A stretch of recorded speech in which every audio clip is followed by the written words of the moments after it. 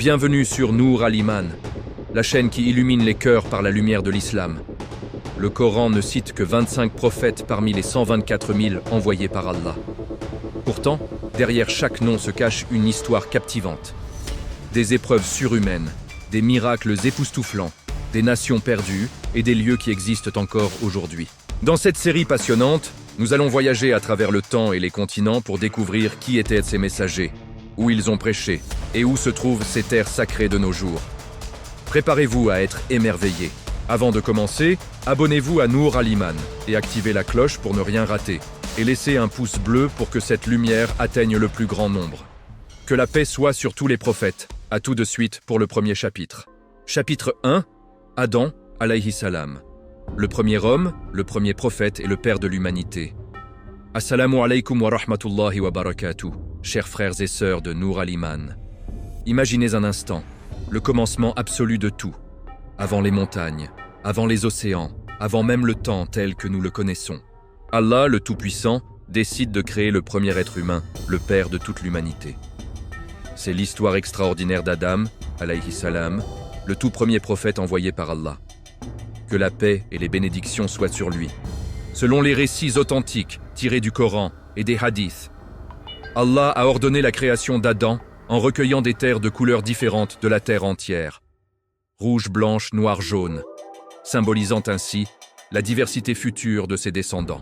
Les anges ont mélangé cette argile avec de l'eau, et pendant 40 années, cette forme humaine est restée immobile, durcissant comme une poterie séchée.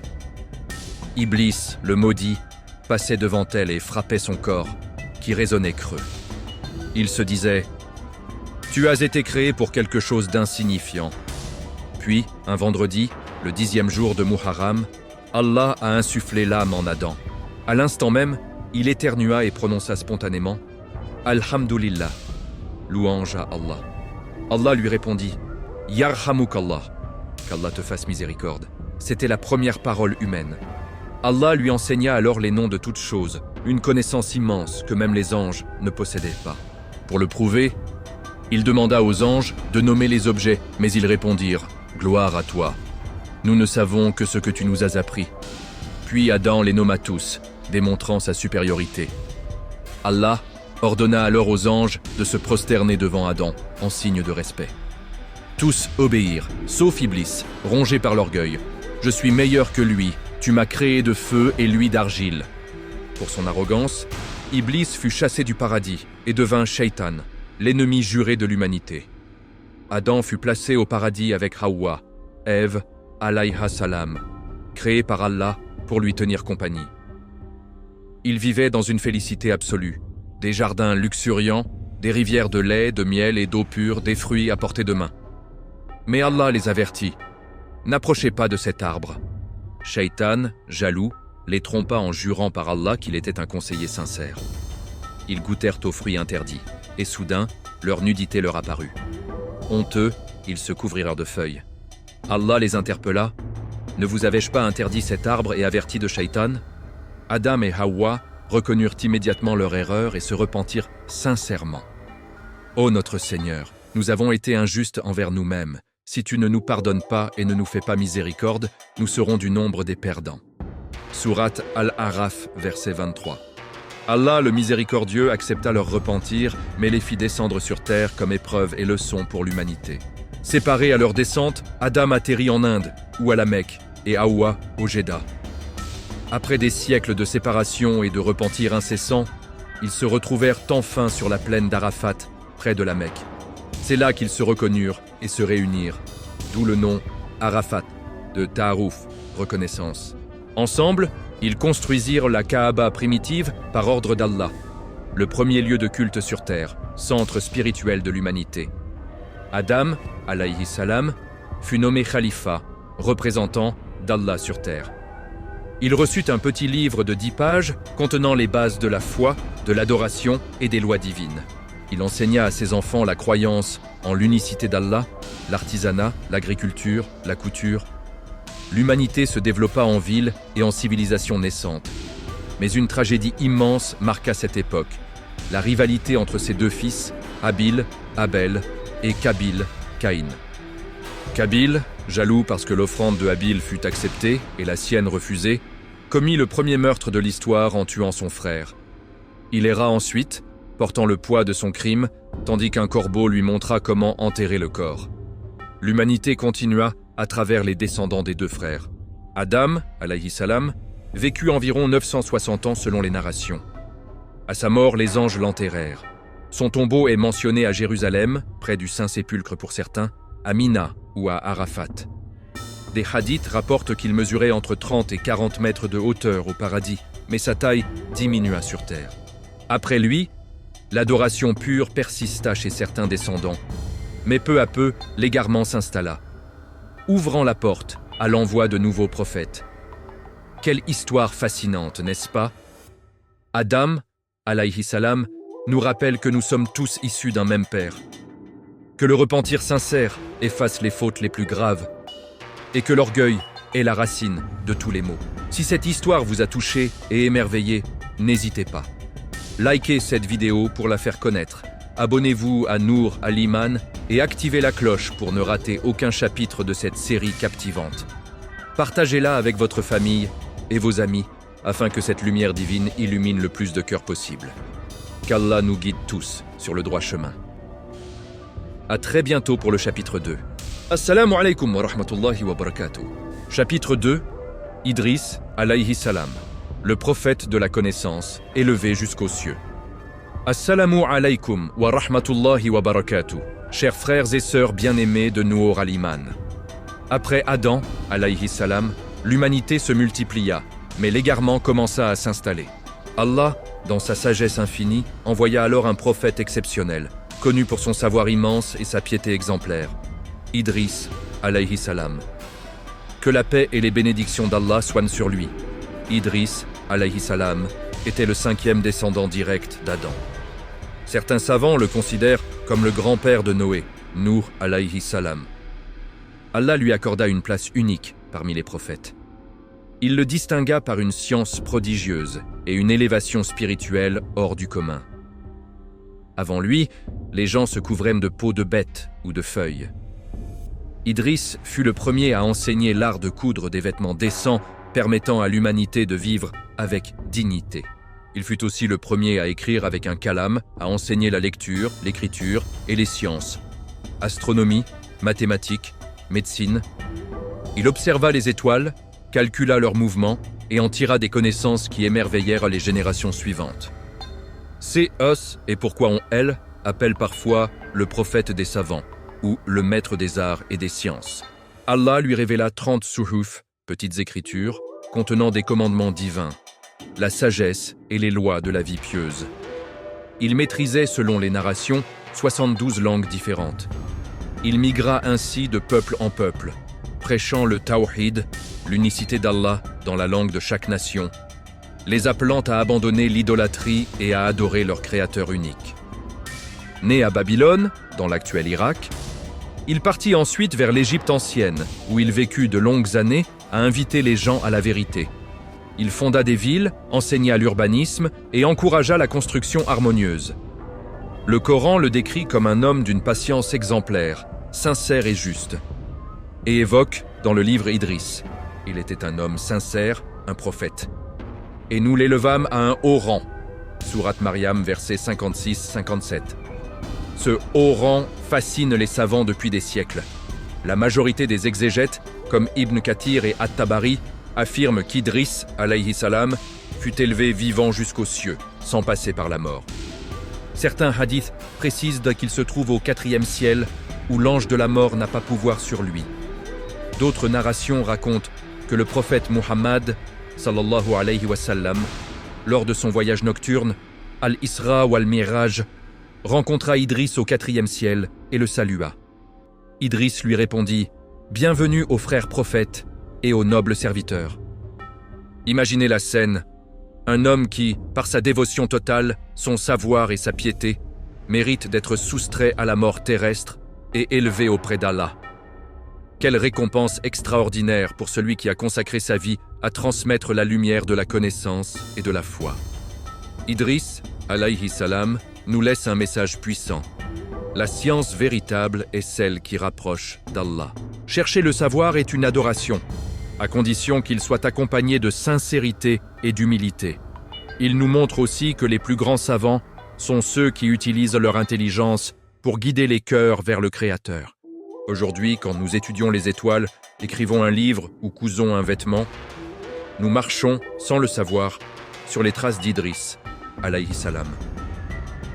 Que son exemple nous inspire à chercher la connaissance utile et à la mettre au service de la vérité. Frères et sœurs, cette histoire d'Idriss, alayhi salam, nous rappelle que la vraie élévation n'est pas dans les tours que l'on bâtit, mais dans la proximité avec Allah. Si ce chapitre vous a émerveillé et fait réfléchir, montrez-le en likant la vidéo, en laissant un commentaire avec le nom du prochain prophète que vous voulez découvrir. Et surtout, abonnez-vous à Nour Al-Iman en activant la cloche. Partagez ce chapitre avec ceux qui aiment la science et la spiritualité, afin que cette série touche des milliers de cœurs. Qu'Allah nous élève tous par la connaissance et la piété. À très bientôt pour le chapitre 3. Assalamu alaykum wa rahmatullahi wa barakatuh. Chapitre 3. Nuh alayhi salam, le prophète du déluge, père de l'humanité après la grande épreuve. Assalamu alaykum wa rahmatullahi wa barakatuh, chers frères et sœurs de Nour Al-Iman. Imaginez un monde où l'idolâtrie a pris le dessus, où les statues sont adorées comme des dieux, où l'injustice et l'immoralité règnent en maître. Les descendants d'Adam se sont égarés. C'est alors que Allah envoya un prophète au cœur immense et à la patience légendaire. Nuh alayhi salam, le second père de l'humanité. Que la paix et les bénédictions soient nées sur lui. Nuh alayhi salam reçut la prophétie à l'âge de 50 ans. Il fut envoyé à son peuple installé dans la région de l'ancienne Mésopotamie, autour de l'actuelle ville de Mossoul, en Irak. Ses contemporains sculptaient des idoles géantes, Wad, Suwa, Yagout, Yaouk et Nasr, et les vénéraient au lieu d'Allah. Les forts opprimèrent les faibles, les péchés se multipliaient pendant 950 ans. Oui, 9 siècles et demi. Nuh, alayhi salam, les appela jour et nuit, en secret et publiquement, avec douceur et fermeté. Ô mon peuple, adorez Allah seul, il n'y a de divinité que lui, craignez le châtiment d'un jour terrible. Sourate Al-A'raf, verset 59. Il les invita à abandonner les idoles, à être justes, à partager les richesses. Mais la plupart le raillèrent, le traitèrent de fou, de menteur, et même menacèrent de le lapider. Seul un petit groupe crut en lui, des pauvres, des faibles, des cœurs purs. Les notables disaient « Nous ne voyons en toi qu'un homme comme nous, et nous ne voyons que les plus vils des, entre nous T, avoir suivi à la légère. » Sourate Hud, verset 27. Quand Allah vit que leur cœur était scellé, il ordonna à Nuh de construire l'arche. Imaginez la scène, au milieu d'une vallée aride, loin de toute mer. Nuh et les croyants taillent d'énormes planches, assemblent une immense embarcation sous les moqueries incessantes. « Tu construis un bateau sur la terre ferme? Tu es devenu fou !» Mais Nuh obéit. L'arche était gigantesque, environ 150 mètres de long, 25 mètres de large, 3 étages. Par ordre d'Allah, il y fit entrer les croyants, une poignée seulement, et de chaque espèce animale, un couple pour préserver la vie. Puis vint le déluge. Le ciel déversa une pluie torrentielle, jamais vue. La terre fit jaillir des sources puissantes. Les eaux montèrent, engloutissant tout. Même l'un des fils de Nuh, refusant de croire, grimpa sur une montagne et cria « Je me réfugie sur une montagne qui me protégera de le haut. » Nuh l'appela. Il n'y a aujourd'hui aucun refuge contre l'ordre d'Allah. Une vague les sépara à jamais. Sourate Hud, versets 42-43. L'arche flotta sur des vagues comme des montagnes. Le déluge dura 6 mois. Finalement, l'arche s'arrêta sur le mont Judi, dans l'actuelle Turquie, près de la frontière irakienne et syrienne. Quand les eaux se retirèrent, une nouvelle humanité naquit des 3 fils de Nuh qui étaient dans l'arche, Sam, Ham et Yaphith. Les descendants de Sam peuplèrent le Proche-Orient, Arabes, Juifs, Perses, Assyriens. Ceux de Ham allèrent en Afrique, Égyptiens, Éthiopiens, Berbères. Ceux de Yaphith se répandirent en Europe et en Asie, Turcs, Grecs, Russes, Chinois, Indiens. Ainsi, nous sommes tous aujourd'hui encore les enfants de Nuh, alayhi salam. C'est pourquoi il est appelé le second Adam. Nuh vécut près de 1000 ans. Le Coran le décrit comme un serviteur très reconnaissant. Surat Al-Isra, verset 3. Sa patience face au rejet pendant presque un millénaire est une leçon éternelle. Ne jamais désespérer de la miséricorde d'Allah ni de la guidance des cœurs. Frères et sœurs, l'histoire de Nuh nous rappelle que lorsque l'injustice et le shirk dominent, Allah peut tout recommencer. Mais il sauve toujours ceux qui croient et obéissent. Si ce chapitre vous a bouleversé et fait réfléchir à notre propre époque, likez la vidéo pour soutenir ce message, abonnez-vous à Nour Al-Iman et activez la cloche pour suivre chaque nouveau chapitre. Partagez avec vos proches pour que cette histoire du déluge touche le plus de cœurs possible. Qu'Allah nous protège de tout châtiment et nous fasse embarquer dans l'arche de la foi et de l'obéissance. À très bientôt pour le chapitre 4. Assalamu alaikum wa rahmatullahi wa barakatuh. Chapitre 4, Hud, alayhi salam, le prophète envoyé au peuple de Had, les géants arrogants du désert. Assalamu alaikum wa rahmatullahi wa barakatuh, chers frères et sœurs de Nour Al-Iman. Après le déluge, l'humanité renaquit grâce à Nour, alayhi salam. Parmi ses descendants, une tribu devint incroyablement puissante, le peuple de Had. Ils étaient des géants impressionnants, dotés d'une force colossale, vivant dans l'ancien Yémen, dans la région d'Al-Arkaf, ces immenses dunes entre Oman et le Hadramaut, que l'on appelle aujourd'hui le Roub al-Khali, le Khwar vide, l'un des déserts les plus hostiles de la planète. Les Ashad excellaient dans l'architecture. Ils taillaient des palais somptueux dans les falaises, construisèrent des tours vertigineuses et des jardins suspendus. Le Coran les décrit ainsi. Haine, avez-vous pas vu comment votre Seigneur a agi avec les Had, avec Hiram aux colonnes, dont l'égal n'a pas été créé dans les contrées? Surat Al-Fajr, versets 6-8. Ils dominèrent le commerce, des encens et des épices, amassant une richesse immense. Mais cette puissance les rendit arrogants. Ils dirent « Qui est plus fort que nous ?» Surat Fussilat, verset 15. Ils oublièrent Allah et se mirent à adorer des idoles. L'injustice, la tricherie dans le commerce et l'oppression des faibles devinrent leur quotidien. C'est alors que Sokallah envoya parmi eux un prophète issu de leur propre tribu, Hud, alayhi salam. Grand, beau, sage et éloquent, il les connaissait parfaitement. Il les appela avec une douceur infinie. « Ô mon peuple, adorez Allah. Vous n'avez pas d'autre divinité en dehors de lui. Ne le craignez-vous donc pas ?» Surat Al-A'raf, verset 65. Il les invita à abandonner les idoles, à être justes dans leurs transactions, à partager leurs richesses et à se repentir. Mais les notables, fiers de leur force, le raillèrent. « Ô Hud, tu n'es venu avec aucune preuve évidente, et nous n'allons pas abandonner nos divinités sur ta seule parole. Nous ne croyons pas en toi. » Surat Hud, verset 53. Ils le traitèrent de fou, de menteur et défièrent Allah. « Fais venir ceux dont tu nous menaces, si tu es du nombre des véridiques. » Hud les avertit patiemment pendant des années. Allah envoya d'abord une terrible sécheresse. Plus une goutte de pluie pendant 3 ans. Les jardins se desséchèrent, les puits s'asséchèrent, la famine frappa. Les Had virent alors un nuage noir à l'horizon et se réjouirent. « Voilà un nuage qui va nous apporter la pluie. » Mais Hud savait, c'était le châtiment.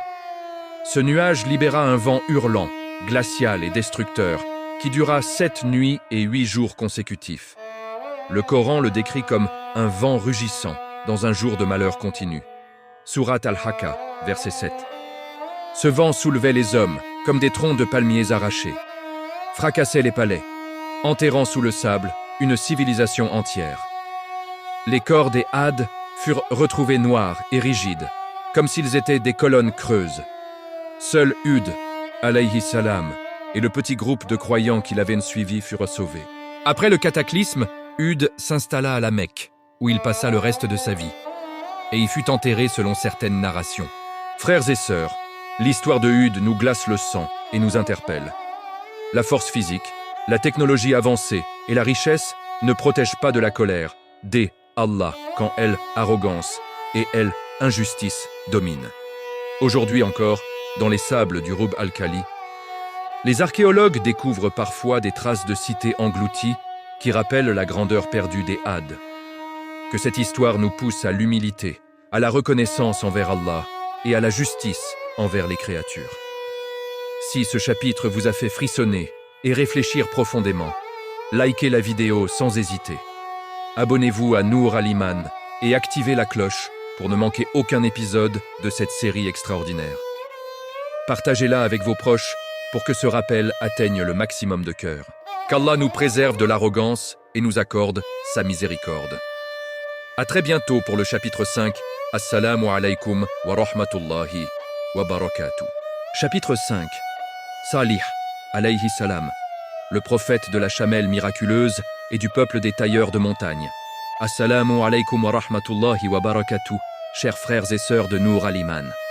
Après la destruction fulgurante des Had, une autre grande civilisation s'éleva, le peuple de Thamud. Descendants de Had, ils étaient des génies de l'architecture.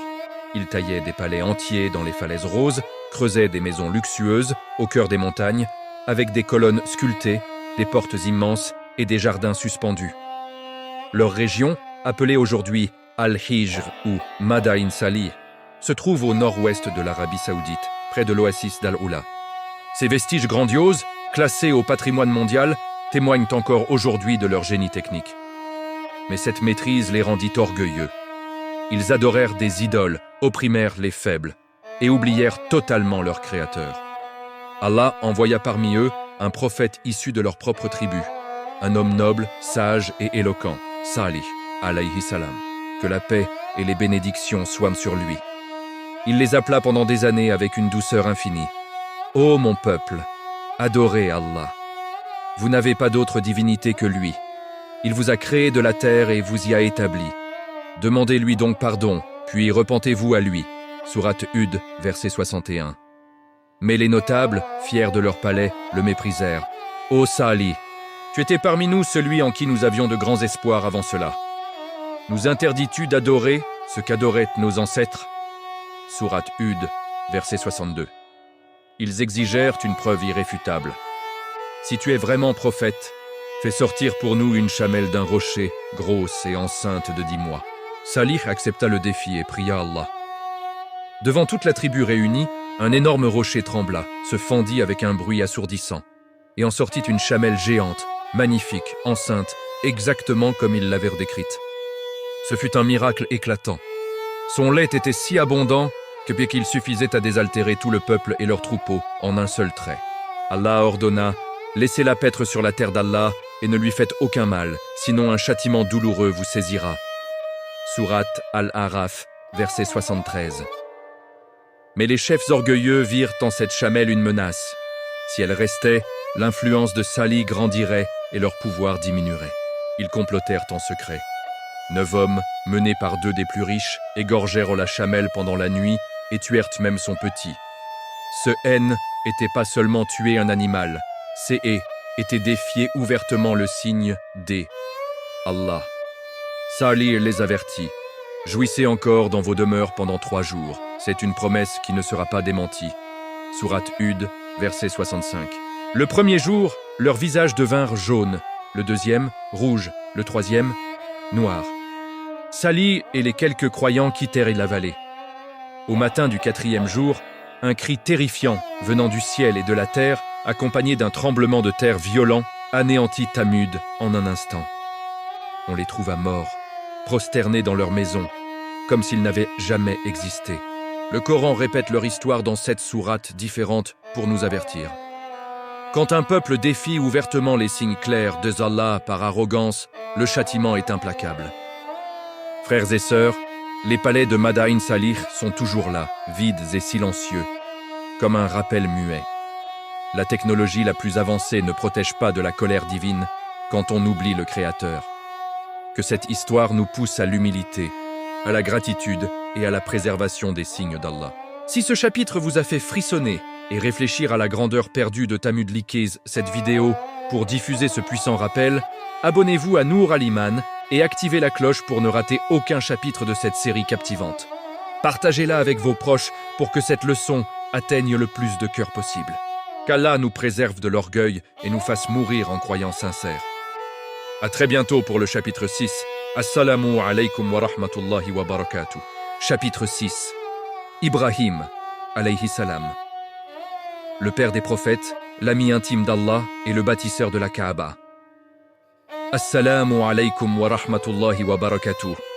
Chers frères et sœurs de Nour al-Iman. Préparez-vous à vivre l'une des histoires les plus époustouflantes de l'histoire prophétique, celle d'Ibrahim, alayhi salam, appelé par Allah lui-même Khalilullah, l'ami intime d'Allah. Un homme qui a défié seul un empire entier pour défendre l'unicité divine. Que la paix et les bénédictions soient sur lui. Ibrahim naquit à Babylone, actuel Irak, au cœur d'une civilisation idolâtre dirigée par le tyran Nemrod. Dès son enfance, son cœur pur refusait les idoles. Une nuit, il observa la lune, puis les étoiles, puis le soleil, et déclara « Je n'aime pas ce qui disparaît ». Sourate Al-An'am, versets 76-79. Il comprit par la seule force de sa raison qu'il n'y a qu'un seul créateur éternel, Allah. Un jour de grande fête, alors que tout le peuple était parti célébrer, Ibrahim entra dans le temple principal rempli d'idoles. Avec une hache, il brisa toutes les statues, sauf la plus grande, autour du cou de laquelle il accrocha l'outil. À leur retour, les gens hurlèrent « Qui a fait cela à nos dieux ?» On l'accusa. Devant Nemrod et la foule, Ibrahim répondit calmement « C'est plutôt celle-ci, la plus grande. Demandez-lui si elle peut parler. » Les idolâtres restèrent muets de honte. Furieux, Nemrod ordonna qu'on allume le plus grand feu jamais vu. On construisit une catapulte pour y jeter Ibrahim.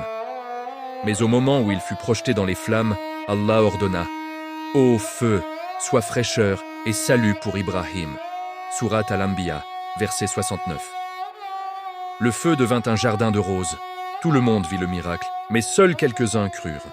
Rejeté par son peuple, Ibrahim partit en exil avec sa femme Sarah et son neveu Lut. Ils voyagèrent jusqu'en Égypte, puis en Palestine, actuel Hébron.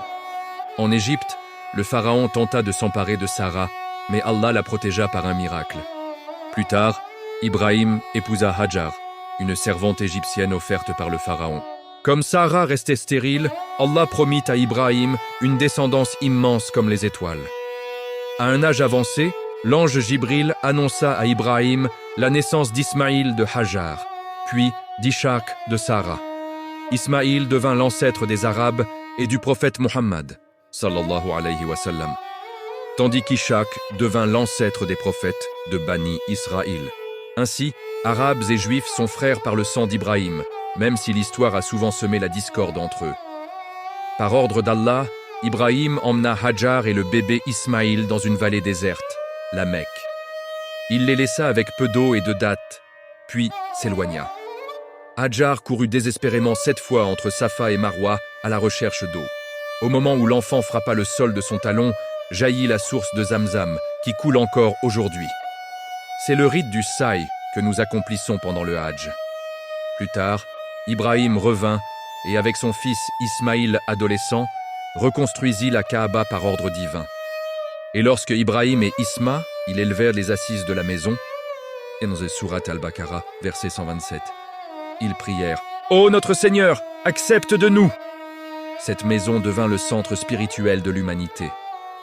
Puis vint l'épreuve la plus terrifiante. Allah montra à Ibrahim en songe qu'il devait sacrifier son fils unique. Ibrahim raconta son rêve à Ismaïl, qui répondit immédiatement « Ô mon père, fais ce qui t'est ordonné, tu me trouveras, si Allah veut, du nombre des patients. » Sourate As-Saffat, verset 102. Quand Ibrahim posa le couteau sur la gorge de son fils, Allah cria « Ô Ibrahim, tu as confirmé la vision. » Un bélier fut envoyé en rançon. Nous célébrons encore aujourd'hui l'Aïd al-Adha en souvenir de cet acte d'obéissance absolue. Ibrahim, alayhi salam, vécut 175 ans et fut enterré à Hébron, en Palestine, dans la grotte de Machpéla, où reposent aussi Sarah, Ishaq et Yacoub. Frères et sœurs, l'histoire d'Ibrahim est un océan de leçons.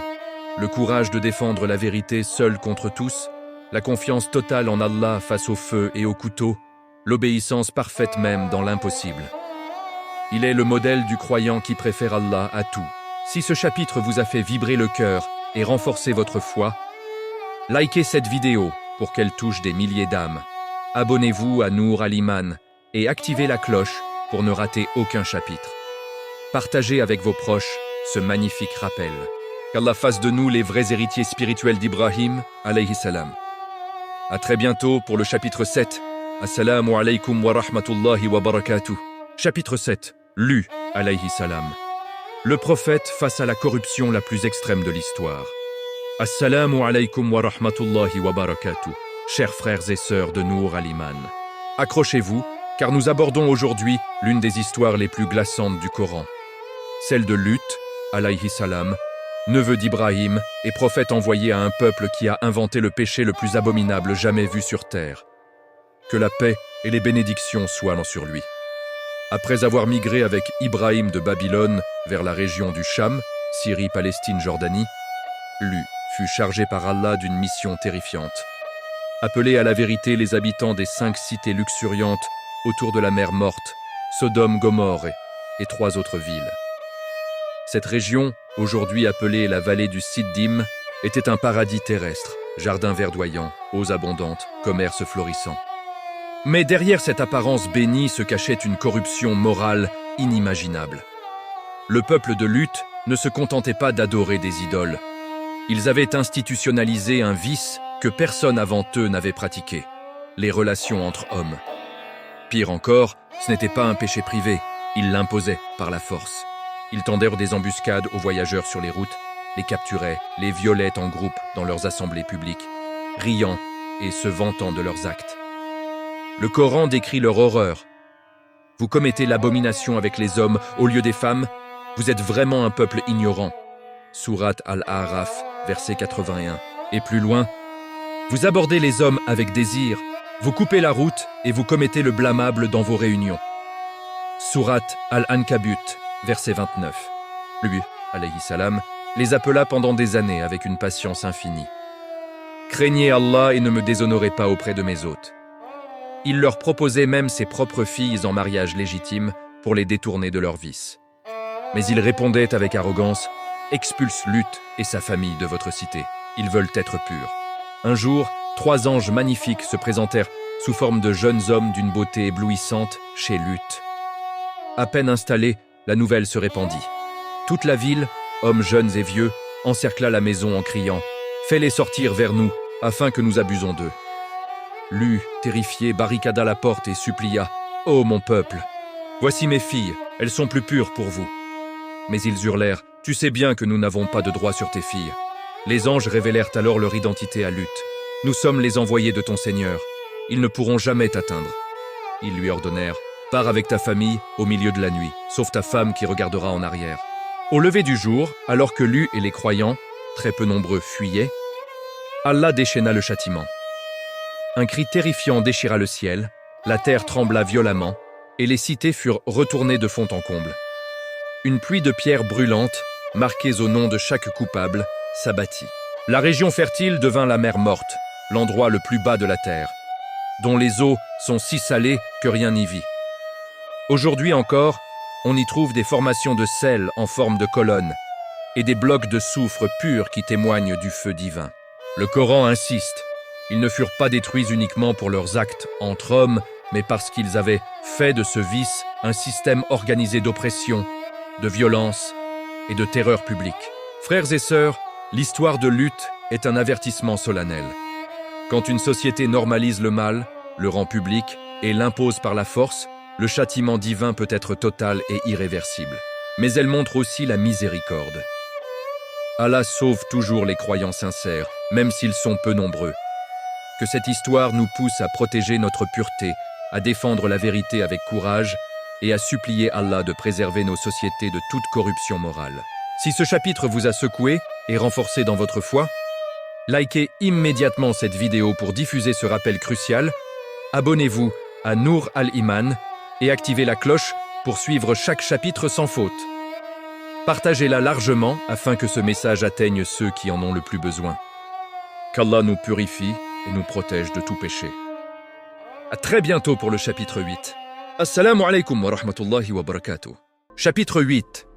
Ismaïl, alayhi salam, le fils du sacrifice, l'ancêtre des Arabes et le co-bâtisseur de la Kaaba. Assalamu alaykum wa rahmatullahi wa barakatuh, chers frères et sœurs de Nour al-Iman. Aujourd'hui, nous rencontrons un prophète au destin exceptionnel. Ismaïl, alayhi salam, le fils aîné d'Ibrahim, celui qui accepta d'être sacrifié par amour pour Allah, l'ancêtre direct du prophète Muhammad sallallahu alayhi wa sallam. Que la paix et les bénédictions soient sur lui. Ismaïl naquit de Hajar, l'épouse égyptienne d'Ibrahim. Par ordre divin, Ibrahim emmena sa petite famille dans la vallée aride de la Mecque, alors déserte et sans eau. Il les laissa avec une outre et quelques dattes, puis repartit le cœur serré. Hajar, affolé, courut 7 fois entre les collines de Safa et Marwa en quête d'eau. Au moment où le bébé Ismaïl, assoiffé, frappa le sable de son talon, jaillit la source miraculeuse de Zamzam. Cette eau pure coule encore aujourd'hui, désaltérant des millions de pèlerins. C'est le rite du saï que nous accomplissons tous pendant le Hajj et la Umrah.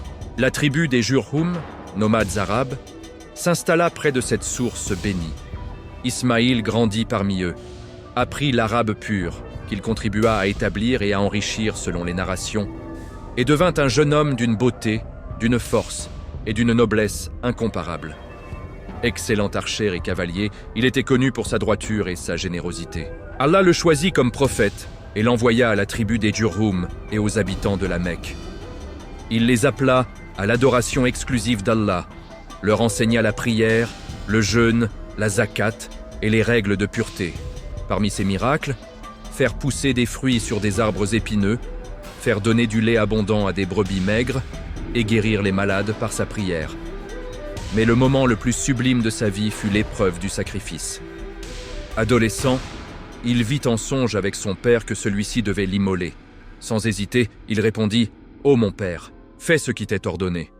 Tu me trouveras, Inch'Allah, du nombre des patients. » Sourate As-Safat, verset 102. Allongé, les yeux bandés, prêt à offrir sa vie, il prononça le takbir avec son père. Au dernier instant, Allah substitua un magnifique bélier. Ce fut la grande délivrance.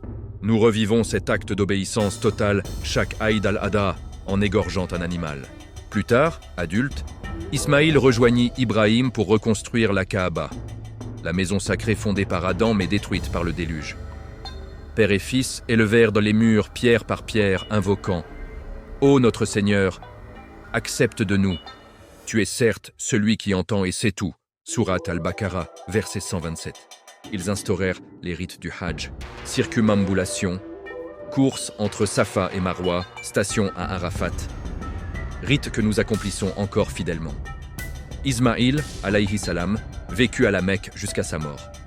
Il fut enterré dans le Hijr Ismaïl, cette zone semi-circulaire près de la Kaaba, aux côtés de sa mère, Hajar.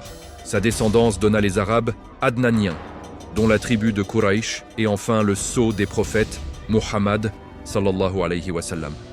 Frères et sœurs, Ismaïl nous enseigne la soumission absolue à Allah, même dans l'épreuve la plus extrême. Son acceptation joyeuse du sacrifice reste le modèle suprême de l'obéissance et de la confiance en le décret divin. Que son exemple illumine nos cœurs quand les épreuves arrivent et nous pousse à dire comme lui « Fais ce qui t'est ordonné ». Si ce chapitre vous a ému aux larmes et renforcé dans votre amour pour le Hajj et la Kaaba, likez cette vidéo pour la propager. Abonnez-vous à Nour Al-Iman et activez la cloche pour ne rater aucun chapitre. Partagez-la avec ceux qui préparent leur pèlerinage ou qui aiment ces histoires sacrées. Qu'Allah nous fasse accomplir le Hajj Mabrour et nous réunisse tous autour de la Kaaba. À très bientôt pour le chapitre 9. Assalamu alaikum wa rahmatullahi wa barakatuh. Chapitre 9, Ishaq, alayhi salam, le fils de la promesse, prophète de la patience et ancêtre des Bani Israël. Assalamu alaikum wa rahmatullahi wa barakatuh, chers frères et sœurs de Nour Al-Iman.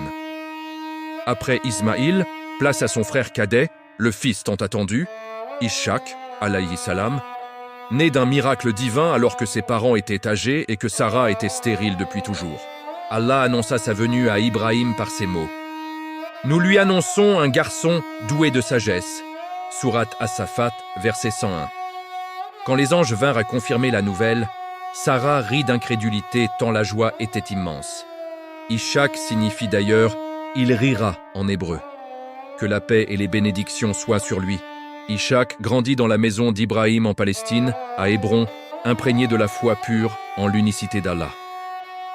Doux, patient, pieux et réfléchi, il devint prophète et fut envoyé principalement au peuple de Canaan, l'actuelle Palestine, pour appeler à l'adoration exclusive d'Allah et consolider le message de son Père. Le Coran le décrit comme un serviteur exemplaire et évoque dans le livre Ishaq, il était véridique dans la promesse et il était un prophète envoyé. Sourate Maryam, verset 54. Parmi ces miracles extraordinaires rapportés dans les narrations, des animaux sauvages venaient en témoigner de sa prophétie. Une montagne se déplaça par sa prière. Il ressuscita des animaux morts et guérit les malades par la permission d'Allah. Ishaq visita la Mecque avec son frère Ismaïl pour accomplir des rites autour de la Kaaba et renforcer les liens familiaux. Il épousa Rivka, Rebecca, et eut 2 fils jumeaux, Yacoub, Jacob, qui deviendra le prophète Israël, et Issu, Ésaü. De Yacoub naquirent les 12 tribus des Bani Israël, ancêtres des enfants d'Israël. Malgré les épreuves, sécheresse, disputes familiales, exil temporaire, Ishaq resta un modèle de patience et de reconnaissance. Il vécut 180 ans, selon certaines narrations, toujours dans la droiture et la soumission totale à Allah. À sa mort, il fut enterré aux côtés de son père Ibrahim, dans la grotte de Machpela, à Hébron, Al-Khalil, ce lieu sacré que les musulmans, juifs et chrétiens vénèrent encore aujourd'hui. Frères et sœurs, Ishaq, alayhi salam, nous enseigne que les promesses d'Allah s'accomplissent toujours, même quand tout semble impossible. Sa vie tout en douceur et en patience nous rappelle que la vraie force réside dans la confiance absolue en le décret divin et dans la constance dans l'adoration. Que son exemple nous aide à patienter dans les épreuves et à attendre avec sérénité les bienfaits d'Allah. Si ce chapitre sur Ishaq, alayhi salam, vous a rempli le cœur de lumière et d'espoir, likez cette vidéo pour la faire rayonner. Abonnez-vous à Nour Al-Iman et activez la cloche pour ne manquer aucun des prochains chapitres. Partagez-la avec vos frères et sœurs afin que cette belle histoire touche le plus grand nombre. Qu'Allah nous accorde une descendance pieuse et nous réunisse tous au paradis avec les prophètes. À très bientôt pour le chapitre 10. Assalamu alaikum wa rahmatullahi wa barakatuh. Chapitre 10, Yacoub alayhi salam. Le prophète Israël, maître de la patience et père des 12 tribus. Assalamu alaikum wa rahmatullahi wa barakatuh, chers frères et sœurs de Nour Al-Iman. Aujourd'hui, nous découvrons un géant de la patience, celui que le Coran appelle le patient par excellence. Yacoub, alayhi salam, fils d'Ishaq, petit-fils d'Ibrahim, est connu sous le titre honorifique d'Israël dont descendent les Bani Israël, les enfants d'Israël. Que la paix et les bénédictions soient sur lui. Yacoub naquit en Palestine, à Hébron, dans une famille de prophètes. Dès l'enfance, il était doux, réfléchi et profondément attaché à l'adoration d'Allah. Il épousa 2 sœurs, Léa et Rachel, et eut 12 fils qui deviendront les ancêtres des 12 tribus d'Israël. Parmi eux, le plus aimé de son cœur était Youssouf, Joseph, un enfant d'une beauté et d'une intelligence exceptionnelle, à qui Allah avait accordé le don d'interpréter les rêves. Mais cet amour paternel devint une épreuve immense. Les frères de Youssouf, rongés par la jalousie, complotèrent contre lui. Un jour, sous prétexte de l'emmener jouer, ils le jetèrent au fond d'un puits désert dans le désert de Canaan. Ils trempèrent de sa tunique dans du sang de chèvre et revinrent pleurer devant Yacoub. Un loup l'a dévoré. Yacoub, le cœur brisé, sut immédiatement que c'était un mensonge. Mais il contint sa douleur et dit ces mots immortels. « Belle patience, c'est Allah que j'invoque contre ce que vous décrivez. » Sourate Youssouf, verset 18. Les années passèrent. Yacoub pleura tant son fils qu'il perdit la vue. Ses yeux devinrent blancs de chagrin, mais jamais il ne se plaignit contre Allah. Il répétait « Je ne me plains de ma détresse et de ma tristesse qu'à Allah. » Sourate Youssouf, verset 86. Pendant des décennies, il porta cette épreuve avec une patience légendaire, élevant ses autres fils dans la foi et l'espérance. Puis vint le miracle de la réunion. Youssouf, devenu ministre en Égypte après des années d'épreuves, reconnut ses frères venus chercher du blé pendant la famine. Il les testa puis révéla son identité. Il envoya sa tunique imprégnée de son parfum à son père. Quand la caravane approcha, Yacoub, bien qu'aveugle et loin, sentit l'odeur et s'écria « Je sens l'odeur de Youssouf ». Quand on frotta la tunique sur ses yeux, sa vue revint instantanément. Il partit immédiatement pour l'Égypte avec toute sa famille. Là, il retrouva Youssouf qui se prosterna devant lui, réalisant le rêve d'enfance. 11 étoiles, le soleil et la lune se prosternant. Yacoub dit « Ô mon fils, ne raconte pas ta vision à tes frères. » Mais Allah accomplit sa promesse. Sur son lit de mort en Égypte, Yacoub réunit ses 12 fils et leur demanda « Qu'adorerez-vous après moi ?» Ils répondirent d'une seule voix « Nous adorerons ton Dieu et le Dieu de tes pères Ibrahim, Ismaïl et Ishaq, un Dieu unique, et à lui nous nous soumettons. » Sourate Al-Baqarah, verset 133. Selon son vœu, son corps fut ramené en Palestine et enterré dans la grotte de Makpela, à Hébron, auprès d'Ibrahim et Ishaq, frères et sœurs. Yacoub, alayhi salam, est le symbole vivant de la patience belle, sabre jamil. Il nous enseigne que même dans la perte la plus douloureuse, on ne désespère jamais de la miséricorde d'Allah. Ses larmes n'étaient pas une plainte, mais une adoration. Son histoire nous rappelle que les épreuves les plus longues finissent toujours par une réunion magnifique, ici-bas ou dans l'au-delà. Que son exemple nous arme de patience dans nos propres chagrins et nous fasse confiance qu'Allah réunit toujours les cœurs purs. Si ce chapitre sur Yacoub, alayhi salam, vous a fait pleurer et renforcer votre sabre, likez cette vidéo pour qu'elle touche des milliers de cœurs en épreuve. Abonnez-vous à Nour Al-Iman et activez la cloche pour ne rater aucun rappel. Partagez-la avec ceux qui traversent des difficultés familiales ou des séparations. Qu'Allah nous accorde la belle patience de Yacoub et nous réunisse tous avec nos bien-aimés au paradis.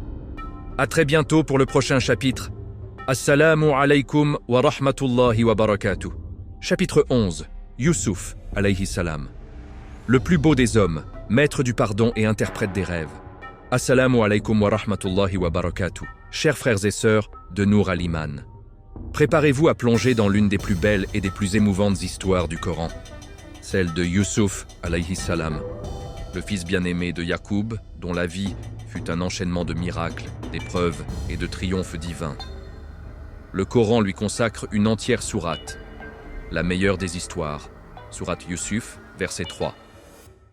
Que la paix et les bénédictions soient sur lui. Enfant, Youssouf vit en rêve 11 étoiles. Le soleil et la lune se prosternaient devant lui.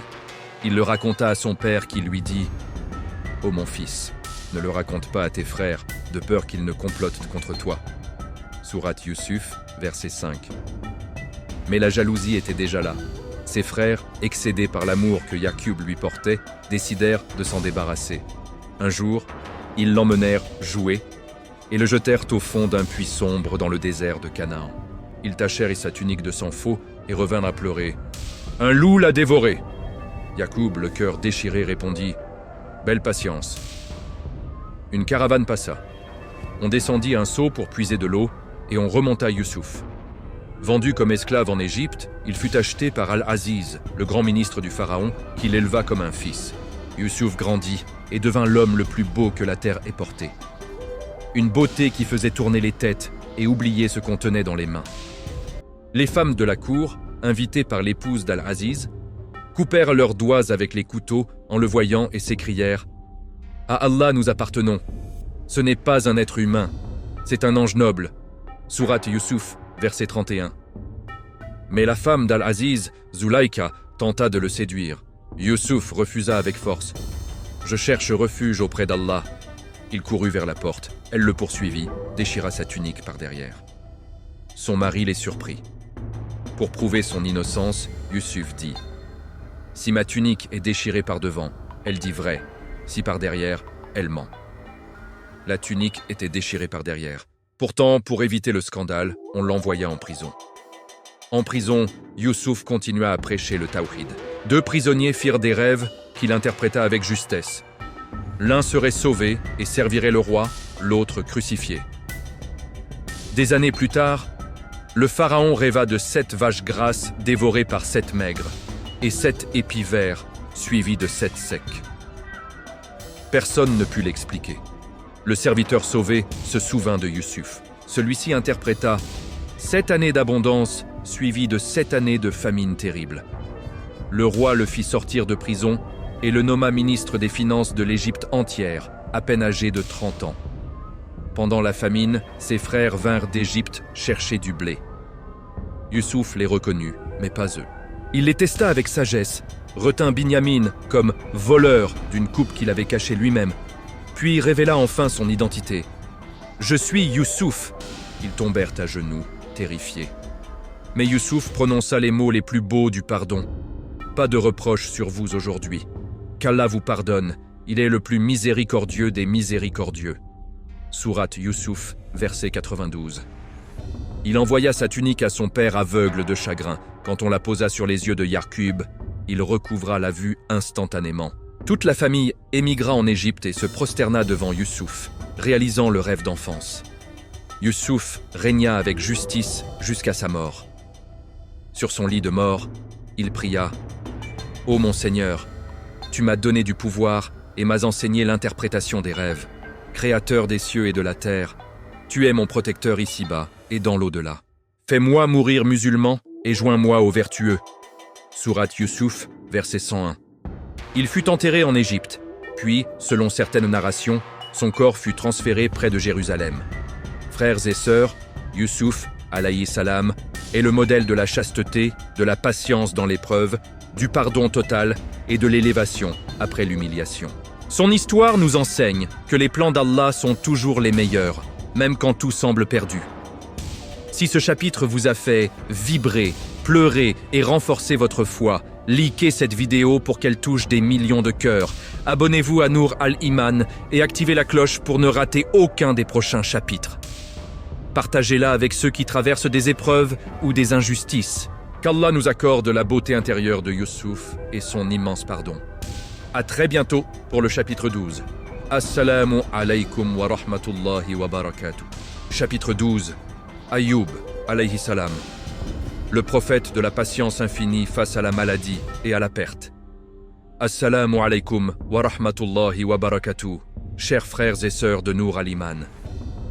Imaginez un homme comblé par Allah, immensément riche, père de nombreux enfants, entouré d'une grande famille, jouissant d'une santé parfaite et d'une piété exemplaire. Puis, en un instant, tout s'effondre. C'est l'histoire bouleversante d'Ayoub, alayhi salam, le modèle absolu de la patience dans l'adversité la plus extrême. Que la paix et les bénédictions soient sur lui. Ayoub vivait parmi les Bani Israël, dans une région fertile correspondant aujourd'hui au nord-ouest de la Turquie, près de la ville de Şanlıurfa, anciennement Urfa. Il possédait des milliers de têtes de bétail, des champs immenses, des serviteurs et surtout une famille unie et pieuse.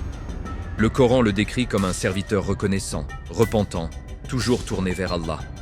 Mais Allah décida de le tester comme peu de prophètes l'ont été. D'abord, il perdit ses richesses, tempêtes, incendies, voleurs, tout disparut.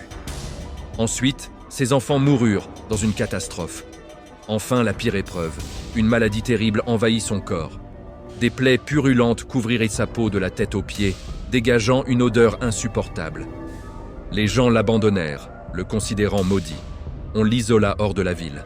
Seule son épouse bien-aimée, Rahma, selon certaines narrations, resta à ses côtés, le soignant avec dévouement, le nourrissant en travaillant dur. Pendant 7 ans, certains savants disent 18 ans. Ayoub endura cette souffrance sans jamais se plaindre contre Allah. Il ne prononça aucune parole de révolte. Quand Shaitan tenta de le décourager en lui soufflant « Invoque ton Seigneur pour qu'il te guérisse », Ayoub répondit « J'ai vécu 70 ans en santé et en richesse. Est-ce trop de passer quelques années dans l'épreuve pour remercier Allah ?» Sa patience était si pure qu'il ne demanda la guérison qu'une seule fois, et encore, avec humilité, « Le mal m'a touché, et tu es le plus miséricordieux des miséricordieux. » Sourate Al-Anbiya, verset 83. Allah répondit immédiatement. Il lui ordonna « Frappe le sol de ton pied !» Une source d'eau fraîche jaillit. Ayoub but et se lava. Instantanément, les plaies disparurent, sa beauté et sa santé revinrent, plus éclatantes qu'avant. Allah lui rendit ses richesses multipliées, lui accorda de nouveaux enfants. Certaines narrations disent même qu'il ressuscita les précédents au jour du jugement et bénit sa descendance. Ayoub, alayhi salam, vécut encore de longues années en santé et en gratitude. Son mausolée se trouve à Şanlıurfa, où une source thermale, appelée la piscine d'Ayoub, attire encore les visiteurs, et où l'on montre la pierre qu'il aurait frappée du pied. Frères et sœurs, L'histoire d'Ayoub est un baume pour tous ceux qui souffrent, maladie, pauvreté, perte d'un proche. Elle nous enseigne que l'épreuve n'est jamais une punition pour les pieux, mais une élévation. Ayoub ne s'est jamais plaint à une créature, il s'est confié uniquement à Allah. Et Allah l'a récompensé au-delà de l'imaginable. Quand la douleur nous frappe, rappelons-nous ces mots. Nous appartenons à Allah et à lui, nous retournons. La patience d'Ayoub transforme les épreuves en jardin de paradis. Si ce chapitre vous a consolé, renforcé et fait espérer dans la guérison divine, likez cette vidéo pour qu'elle réconforte des milliers de cœurs en souffrance. Abonnez-vous à Nour al-Iman et activez la cloche pour suivre chaque nouveau chapitre. Partagez-la avec ceux qui traversent la maladie ou le chagrin. Qu'Allah nous accorde la patience dès Ayoub et nous guérisse de tout mal visible et invisible. À très bientôt pour le chapitre 13. Assalamu alaikum wa rahmatullahi wa barakatuh. Word count 108. Chapitre 13. Shu'aib alayhi salam. L'orateur des prophètes, envoyé au maître de la tricherie et de l'injustice. Assalamu alaikum wa rahmatullahi wa barakatuh. Chers frères et sœurs de Nour al-Iman. Imaginez une société riche, commerçante, où les caravanes chargées d'or, d'encens et d'épices traversent les déserts. Mais où la balance est toujours truquée, où le plus fort vole le faible, où l'intérêt usuraire dévore les pauvres. C'est dans ce monde-là qu'Allah envoya un prophète à la parole si douce et si puissante qu'on l'appela Khatib al-Anbiya, l'orateur des prophètes, Shu'aib alayhi salam. Que la paix et les bénédictions soient sur lui. Shu'aib fut envoyé à deux peuples voisins, experts en commerce. Le peuple de Madian et celui d'Alaïka, les compagnons du bosquet. Madian se trouvait entre l'actuelle Jordanie et le nord-ouest de l'Arabie saoudite, près du golfe d'Aqaba. Alaïka, dans une région boisée plus au sud. Ces deux nations contrôlaient les routes caravanières, amassèrent des fortunes, mais avaient corrompu leur foi et leur éthique. Ils adoraient des idoles, pratiquaient l'usure, falsifiaient les poids et mesures, pillaient les voyageurs. Le Coran rapporte leurs propres mots arrogants. « Ô Shu'aib !»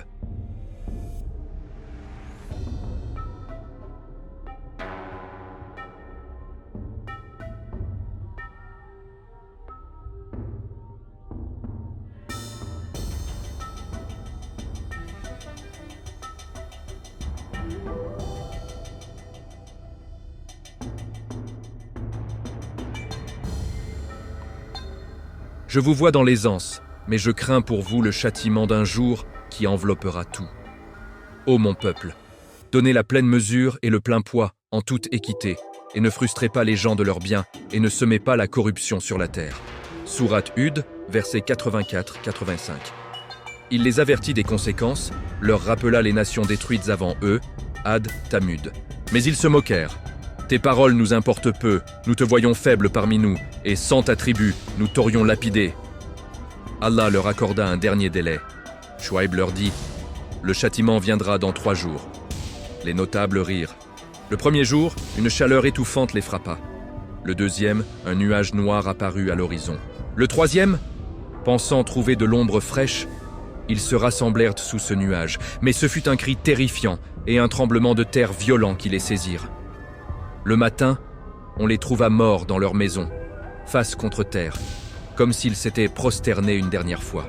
Pour le peuple d'Alaïka, le châtiment fut différent. Une chaleur insupportable pendant 7 jours, puis le même nuage trompeur qui déchaîna un feu du ciel. Shu'aib et les rares croyants qui l'avaient suivi furent sauvés. Il vécut, selon les narrations, 242 ans. Plus tard, il accueillit Moussa, alayhi salam, en fuite, lui donna l'une de ses filles en mariage et l'employa comme berger pendant 10 ans. Son mausolée se trouve aujourd'hui en Jordanie, dans le Wadi Shu'aib, près de Salt. Frères et sœurs, l'histoire de Shu'aib est un avertissement brûlant pour toute société où le commerce devient injustice, où la richesse est bâtie sur la tricherie. Il nous rappelle que la vraie réussite n'est pas dans l'or accumulé, mais dans la balance droite le jour du jugement. Que son éloquence nous inspire à défendre la justice, même quand elle dérange les puissants. Si ce chapitre vous a secoué et fait réfléchir à notre propre époque, likez cette vidéo pour diffuser ce rappel urgent. Abonnez-vous à Nour al-Iman et activez la cloche pour ne rater aucun chapitre. Partagez-la avec ceux qui travaillent dans le commerce ou qui luttent contre l'injustice. Qu'Allah nous rende justes dans nos transactions et nous protège de toute tricherie. À très bientôt pour le chapitre 14. Assalamu alaikum wa rahmatullahi wa barakatuh. Chapitre 14. Dhul Kifl, alayhi salam, le prophète de la responsabilité et de la justice inébranlable. Assalamu alaikum wa rahmatullahi wa barakatuh. Chers frères et sœurs de Nour al-Iman. Parmi les prophètes mentionnés dans le Coran, certains restent enveloppés d'un voile de mystère qui nous invite à la réflexion profonde. Dhul Kifl, alayhi salam, est de ceux-là. Son nom même signifie « celui qui porte la responsabilité » ou « celui qui se porte garant ». Que la paix et les bénédictions soient sur lui. Le Coran le cite 2 fois aux côtés des plus grands prophètes et évoque Ismaïl al-Yassa Dhul Kifl. Tous étaient au nombre des meilleurs. Sourate Sad, verset 48. Et encore. Et souviens-toi d'Ismaïl, d'Al-Yassa et de Dhul Kifl. Tous étaient du nombre des élus. Sourate Al-Anbiya, verset 85. Ces versets le placent parmi les pieux, les patients et les justes.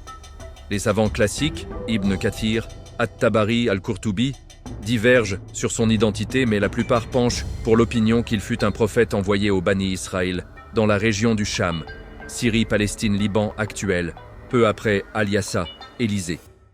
Certains le considèrent même comme son cousin ou son successeur direct. Une narration rapportée par les exégètes raconte une histoire fascinante. Dans une ville où régnait l'injustice et l'oppression, Allah chercha quelqu'un capable de porter une lourde responsabilité. Juger entre les gens avec une justice absolue, sans jamais se mettre en colère et veiller sur le peuple jour et nuit. Beaucoup se proposèrent, mais abandonnèrent face à la difficulté. Un homme pieux, connu pour sa droiture, s'engagea solennellement. « Je m'en porte garant, kafil. » Allah accepta son engagement et le fit prophète. Il devint Dhul Kifl, celui qui assuma pleinement la responsabilité divine. Il gouverna avec une équité parfaite, jeûnait le jour, priait la nuit, et ne laissait jamais l'émotion troubler son jugement. Shaitan tenta de le piéger en envoyant des émissaires pour le mettre en colère, mais Dhul Kifl resta inébranlable, patient et calme. Il accomplit sa mission jusqu'au bout, protégeant les faibles, punissant les tyrans et appelant constamment à l'adoration d'Allah seul. Selon les narrations, il vécut dans la région du Cham et y fut enterré. Certains lieux en Syrie ou au Liban portent encore son nom en mémoire. Frères et sœurs, Dhul Kifl, alayhi salam, nous enseigne une leçon magistrale. La vraie grandeur n'est pas dans le pouvoir, mais dans la responsabilité assumée avec sincérité. Quand on s'engage envers Allah et envers les créatures, il faut tenir parole, même si le poids est immense. Sa patience face aux épreuves et sa justice sans faille sont un modèle pour tout dirigeant, tout parent, tout musulman qui porte une responsabilité, petite ou grande. Dans un monde où beaucoup fuient les engagements, rappelons-nous Dhul Kifl, celui qui a dit « Je m'en porte garant » et n'a jamais trahi sa parole. Que son exemple nous pousse à être des gens de confiance, justes et patients. Si ce chapitre sur ce prophète mystérieux mais puissant vous a fait réfléchir et inspirer, likez cette vidéo pour qu'elle atteigne ceux qui cherchent la justice. Abonnez-vous à Nour al-Iman et activez la cloche pour ne rater aucun chapitre de cette série unique. Partagez-la avec vos proches pour répandre cette lumière. Qu'Allah nous rende responsables et justes comme Dhul Kifl, alayhi salam.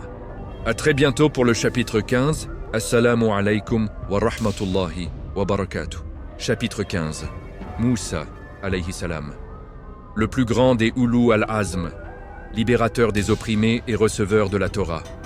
Assalamu alaikum wa rahmatullahi wa barakatuh. Chers frères et sœurs de Nour al-Iman, accrochez-vous, car nous abordons aujourd'hui l'histoire la plus épique du Coran, celle de Moussa, alayhi salam, le prophète le plus cité dans le livre d'Allah, l'un des 5 Ulou al-Azm, ceux à la détermination inébranlable, le libérateur d'un peuple entier et celui à qui Allah parla directement. Que la paix et les bénédictions soient sur lui. Moussa naquit en Égypte à une époque terrifiante. Pharaon, tyran cruel, avait rêvé qu'un enfant des Bani Israël le détrônerait. Il ordonna le massacre de tous les nouveau-nés mâles hébreux. La mère de Moussa, inspirée par Allah, le plaça dans un panier sur le Nil. Le courant le porta jusqu'au palais, où la femme de Pharaon le trouva et l'adopta. Musa grandit ainsi dans le luxe du palais, élevé comme un prince, tout en portant dans son cœur la foi de ses ancêtres. Adulte, il vit un Égyptien frapper un Israélite. Dans un élan de justice, il intervint et tua accidentellement l'agresseur. Craignant la vengeance, il s'enfuit vers Madian. Là, il aida 2 jeunes filles à abreuver leurs troupeaux et fut accueilli par leur père, le prophète Chouaïb, alayhi salam, qui lui donna une de ses filles en mariage et l'employa comme berger 10 ans. Un soir, sur le mont Tur, Sinaï, Moussa vit un feu étrange. En s'approchant, une voix divine retentit. « Ô Moussa, je suis Allah, Seigneur des mondes. » Après la sortie d'Égypte et la traversée miraculeuse de la mer, Moussa monta sur le mont Tur pour recevoir la Torah. Il confia la guidance du peuple à Haroun. « Remplace-moi auprès de mon peuple, agis en bien et ne suis pas la voie des corrupteurs. » Sourate Al-A'raf, verset 142. Mais pendant ces 40 jours, As-Samiri fabriqua le veau d'or et la majorité du peuple l'adora. Aaron tenta de les retenir avec toute sa douceur. « Ô mon peuple, vous avez été éprouvés par cela. Votre Seigneur est le tout miséricordieux. Suivez-moi donc et obéissez à mon ordre. » Mais ils le menacèrent de mort. Aaron, craignant une division plus grande, choisit la patience et attendit le retour de son frère.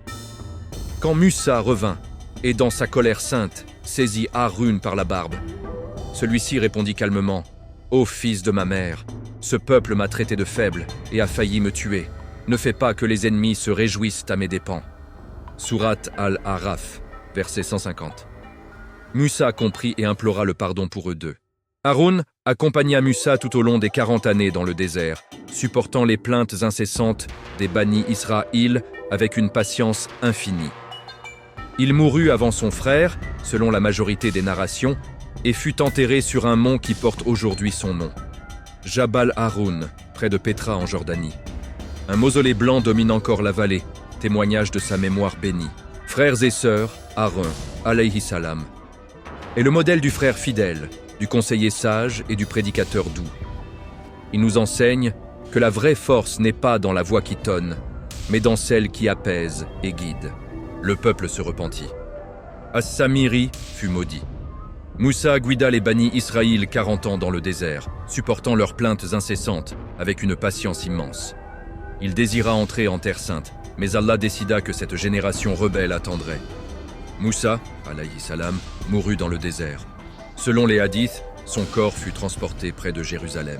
Frères et sœurs, Moussa nous enseigne le courage face à la tyrannie, la confiance absolue en Allah dans l'impossible et la patience avec les faibles de foi. Son histoire est un cri éternel. Les oppresseurs finissent toujours noyés, et Allah sauve les opprimés qui lui font confiance. Si ce chapitre vous a fait vibrer et renforcer votre foi en la victoire divine, likez cette vidéo pour qu'elle atteigne ceux qui luttent contre l'injustice. Abonnez-vous à Nour Al-Iman et activez la cloche pour ne rater aucun chapitre. Partagez-la largement pour diffuser ce message de liberté et d'espoir. Qu'Allah nous fasse héritiers de la détermination de Moussa, alayhi salam. À très bientôt pour le chapitre 16.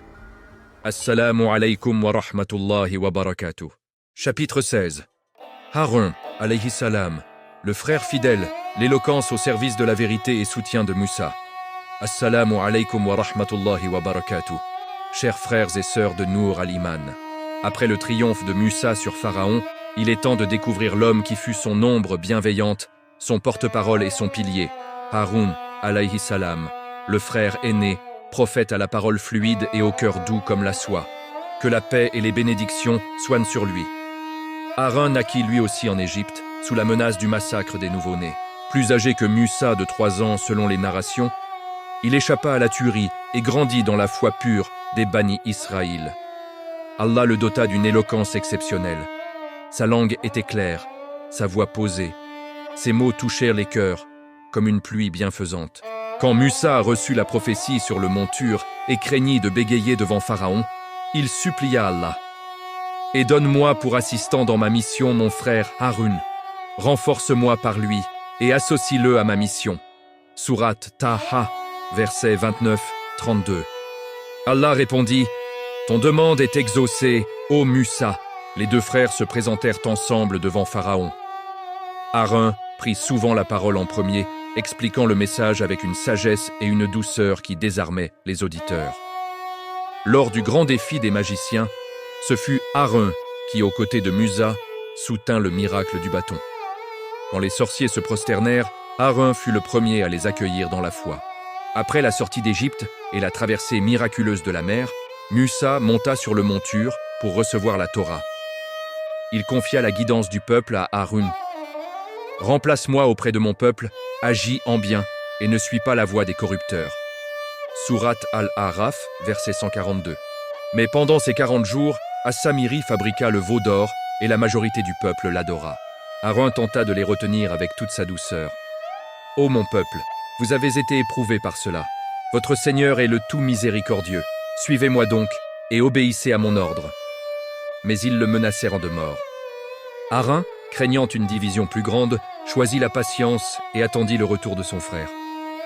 Quand Musa revint, et dans sa colère sainte, saisit Harun par la barbe, celui-ci répondit calmement « Ô fils de ma mère, ce peuple m'a traité de faible et a failli me tuer. Ne fais pas que les ennemis se réjouissent à mes dépens. » Sourate Al-A'raf, verset 150. Musa comprit et implora le pardon pour eux deux. Harun accompagna Musa tout au long des 40 années dans le désert, supportant les plaintes incessantes des Bani Israël avec une patience infinie.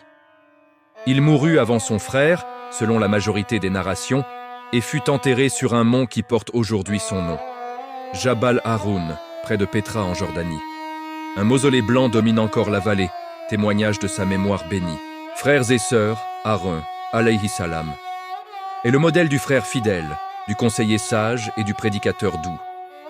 Il nous enseigne que la vraie force n'est pas dans la voix qui tonne, mais dans celle qui apaise et guide. Son soutien indéfectible à Musa nous rappelle l'importance de l'unité fraternelle dans la mission divine. Que son exemple nous inspire à être des soutiens pour nos frères et sœurs en religion, à parler avec sagesse et à patienter face aux épreuves collectives. Si ce chapitre sur Haroun, alayhi salam, vous a touché par sa douceur et sa fraternité, likez cette vidéo pour qu'elle réchauffe des milliers de cœurs. Abonnez-vous à Nour al-Iman et activez la cloche pour ne rater aucun chapitre. Partagez-la avec vos frères et sœurs de sang ou de foi. Qu'Allah nous accorde des frères comme Haroun et nous réunisse tous au paradis. À très bientôt pour le chapitre 17. Assalamu alaikum wa rahmatullahi wa barakatuh. Chapitre 17. Daoud alayhi salam. Le roi prophète aux voix envoûtantes, vainqueur de Goliath et maître du fer. Assalamu alaikum wa rahmatullahi wa barakatuh, chers frères et sœurs de Nour al-Iman. Entrez dans un monde où les montagnes chantent, où le fer devient mou comme de la cire, où une voix fait pleurer les cœurs les plus durs. Voici l'histoire enivrante de Daoud, alayhi salam, prophète roi des Bani Israël, père de Sulaïman, doté du Zabur et d'une voix qui subjuguait la création entière. Que la paix et les bénédictions soient emmenées sur lui. Daoud naquit et grandit à Jérusalem, Baït al-Maqdis. Jeune berger, il était connu pour sa force, sa piété et surtout sa voix sublime. Quand il récitait les louanges d'Allah, les oiseaux s'arrêtaient en vol, les bêtes sauvages s'approchaient, les montagnes répétaient ses échos et même les rochers pleuraient. Le Coran dit « Nous avons assujetti les montagnes à glorifier Allah avec lui, soir et matin, ainsi que les oiseaux rassemblés. » Sourate Sad, versets 18-19. À l'époque, les Bani Israël étaient menés par le prophète Talu, Saül. Leur ennemi, les Philistins, avait un géant terrifiant. Jalut, Goliath, haut de plusieurs mètres, couvert d'une armure impénétrable. Personne n'osait l'affronter. Daoud, encore adolescent, se porta volontaire. Armé seulement d'une fronde et de 5 cailloux lisses du torrent, il avança. Jalut le railla. « Viens que je donne ta chair aux oiseaux !» Et Daoud répondit. « Je viens à toi au nom d'Allah, Seigneur des mondes. » Il lança une pierre qui traversa le casque et s'enfonça dans le front du géant. Jalut s'écroula, mort. Les armées ennemies fuirent, les Bani Israël triomphèrent. Ce jour-là, Daoud devint un héros national. Allah le choisit comme prophète et roi après Talut. Il reçut le Zabur, un livre de psaumes et de louanges qui touche encore les âmes aujourd'hui. Il régna avec une justice légendaire, faisant de Jérusalem sa capitale sainte. Parmi ses miracles, Allah rendit le fer malléable entre ses mains, sans feu ni marteau. Il fabriquait des cottes de mailles parfaites, les premières de l'histoire, et en tirait sa subsistance avec humilité. Le Coran dit « Nous avons assoupli le fer pour lui. Fabrique des cottes de mailles complètes et mesure les mailles. » Sourate Saba, verset 10-11. Daoud jeûnait un jour sur deux, priait la moitié de la nuit et jugeait entre les gens avec une sagesse divine. Une célèbre histoire montre sa justice. Deux hommes vinrent, l'un prétendant que l'autre lui avait volé 99 brebis en laissant qu'une. Daoud trancha rapidement en faveur du plaignant, mais Allah lui révéla que c'était une épreuve.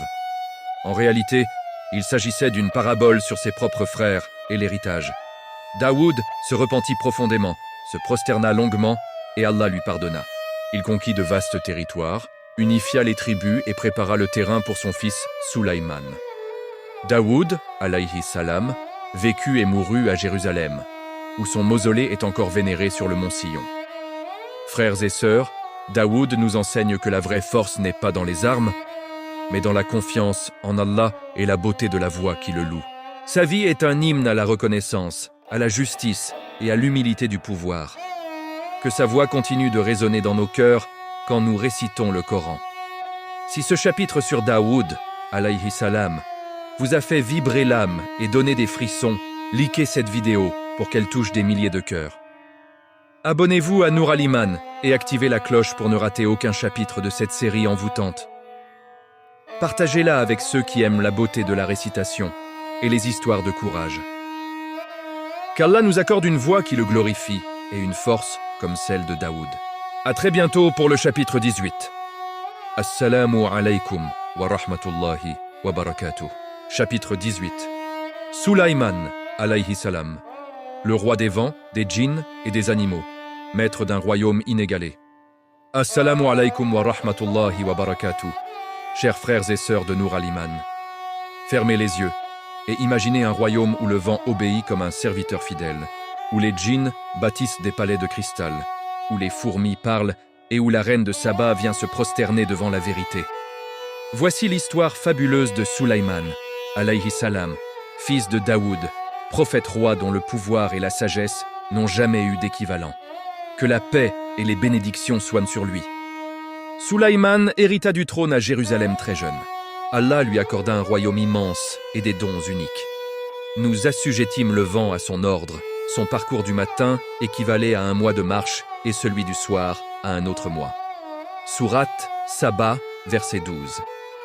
Il voyageait sur un tapis porté par le vent, suivi d'une armée composée d'hommes, de djinns et d'animaux. Les oiseaux formaient une ombrelle au-dessus de lui. Les bêtes marchaient en rang. Son miracle le plus extraordinaire, il comprenait le langage des créatures. Un jour, dans la vallée des fourmis, il entendit une fourmi crier « Ô fourmis, entrez dans vos demeures, de peur que Sulaïman et ses armées ne vous écrasent sans s'en rendre compte. » Sulaïman sourit, remercia Allah pour ce don et ordonna à son armée de contourner la colonie. Sourate An-Naml, versets 18-19. Les djinns étaient à son service. Ils construisirent des palais immenses, des statues, des bassins comme des réservoirs, des marmites énormes. Ils plongeaient dans les océans pour ramener perles et coraux. Sulaïman surveillait avec justice. Le moindre écart était puni sévèrement. Un jour, la huppe Hudhud, son oiseau messager, revint d'un voyage et annonça « J'ai trouvé à Saba une reine qui règne sur un peuple puissant. Ils adorent le soleil. » Sulaïman envoya une lettre polie mais ferme. « Au nom d'Allah, le tout miséricordieux, le très miséricordieux. Ne vous montrez pas orgueilleux envers moi et venez à moi en soumission. » La reine Bilqis, impressionnée, envoya des cadeaux somptueux. Sulaïman refusa. « Ce qu'Allah m'a donné vaut mieux que ce que vous possédez. » Il ordonna à un djinn puissant de transporter son trône magnifique jusqu'à Jérusalem en un clin d'œil. Quand Bilqis arriva, elle vit son propre trône et fut stupéfaite. Sulaïman fit construire un palais de verre transparent sur l'eau. Bilqis, croyant marcher sur une mer profonde, releva sa robe. Sulaïman lui dit avec douceur « C'est un palais pavé de verre. Émerveillée par ces miracles, elle prononça enfin « Mon Seigneur, j'ai été injuste envers moi-même. Je me soumets avec Sulaïman à Allah, Seigneur des mondes. » Sourate An-Naml, verset 44. Sulaïman compléta le Masjid al-Aqsa, encouragea les sciences et les arts, régna avec une justice parfaite. À la fin de sa vie, il mourut debout, appuyé sur son bâton, supervisant les djinns. Ceux-ci continuèrent à travailler, ignorant sa mort, jusqu'à ce qu'un ver ronge le bâton et qu'il tombe. Les djinns comprirent alors qu'ils ne connaissaient pas l'invisible. Son mausolée se trouve à Jérusalem, près de Bayt al-Maqdis. Frères et sœurs, Sulaïman, alayhi salam, nous enseigne que le vrai pouvoir est celui qui reste humble devant Allah. Son royaume était immense, mais son cœur était plus vaste encore, rempli de gratitude, de justice et de sagesse. Que son histoire nous rappelle que tout don vient d'Allah et doit être utilisé pour sa cause. Si ce chapitre sur le roi des vents et des djinns vous a émerveillé et transporté liker cette vidéo pour qu'elle vole jusqu'à des milliers de cœurs, abonnez-vous à Nour al-Iman et activez la cloche pour ne rater aucun chapitre de cette série légendaire. Partagez-la avec ceux qui aiment les histoires extraordinaires. Qu'Allah nous accorde la sagesse de Sulaïman et nous protège de l'orgueil. À très bientôt pour le chapitre 19. Assalamu alaykum wa rahmatullahi wa barakatuh. Chapitre 19. Ilyas alayhi salam. Le prophète du feu céleste, combattant acharné contre l'idolâtrie de Baal. Assalamu alaykum wa rahmatullahi wa barakatuh. Chers frères et sœurs de Nour al-Iman. Imaginez une terre bénie devenue maudite. Le Cham fertile, aujourd'hui le Liban et ses environs, où les bannis Israël, descendants de Ya'qub, ont oublié Allah pour adorer une idole grotesque nommée Baal, censée apporter la pluie et la fertilité. Prêtres corrompus, sacrifices humains, débauches publiques.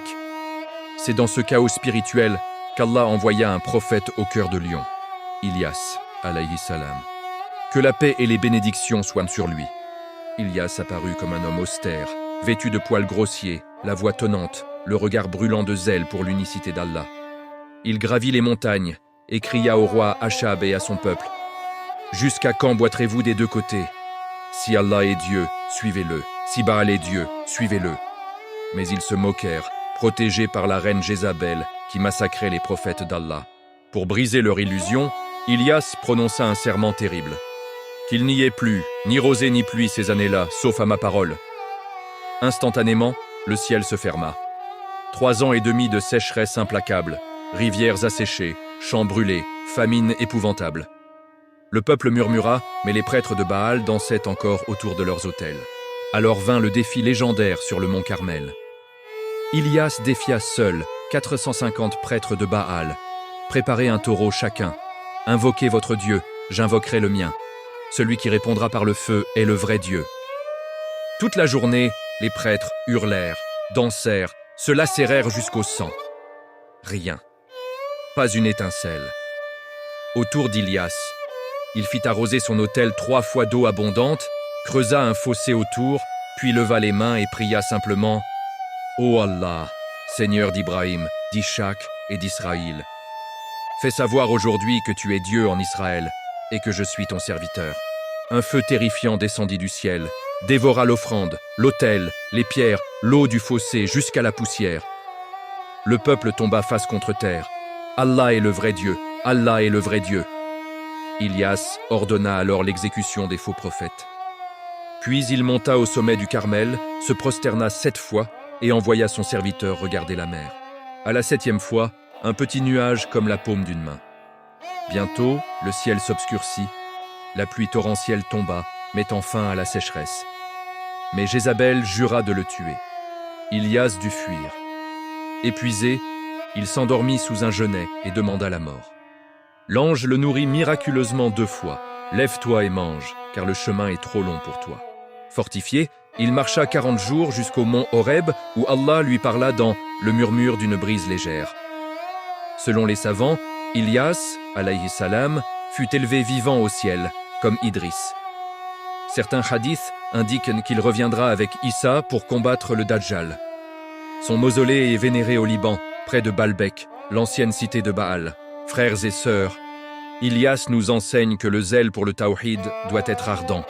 que la vérité triomphe même quand on est seul contre des centaines, et qu'Allah répond toujours à la prière sincère, même par un feu du ciel.